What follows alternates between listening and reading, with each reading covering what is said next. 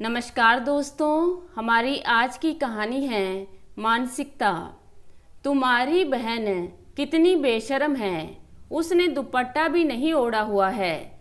उसको कहो कि दुपट्टा ओढ़े और यहाँ रहना है तो ढंग से रहे, वरना चली जाए।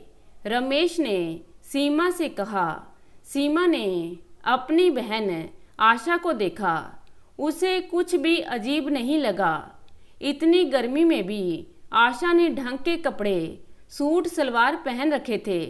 असल में सीमा माँ बनने वाली थी, इसलिए घर के कामों में मदद के लिए उसकी 14 साल की छोटी बहन आशा को रमेश ने ही सीमा को कहकर बुलवाया था।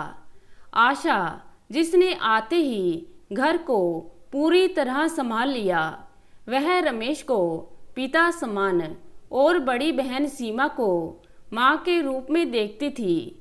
वहीं ऑफिस के दोस्तों के मुंह से बार बार रमेश यही सुनता, साली आधी घरवाली।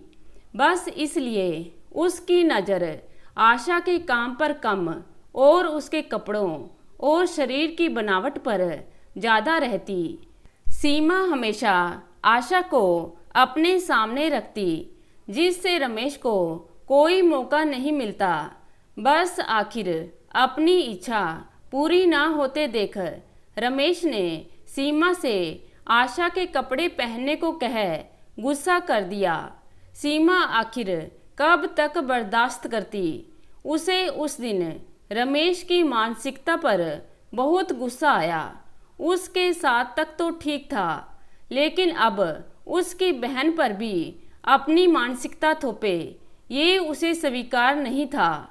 उसने कुछ सोचा, फिर कपड़े की अलमारी की तरफ बढ़ गई और बोली, ये लो रमेश, ये क्या है? सीमा, तुम्हारे कपड़े, टी शर्ट और पजामा पहन लो। रमेश, दिमाग तो ठीक है तुम्हारा, इतनी गर्मी में बनियान तो पहनी नहीं जा रही, पजामा और टी शर्ट कैसे पहनूंगा? सीमा, तुमने बनियान भी नहीं पहनी है और आशा के सामने बैठे हो। सिर्फ तुम्हें ही गर्मी नहीं लगती, सबको लगती है। अगर वो दुपट्टा लेगी तो तुम भी घर पर पूरे कपड़े पहनकर रहोगे। शर्म लिहाज का ठेका खाली हम स्त्रियों ने ही नहीं लिया है। सीमा ने रमेश को 2 टूक सुनाया और किचन में चली गई।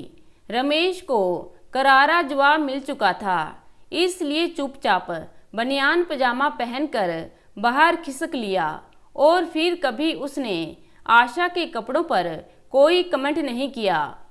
तो दोस्तों, कैसी लगी आज की कहानी? अगर अच्छी लगी हो तो लाइक करना मत भूलिएगा। धन्यवाद।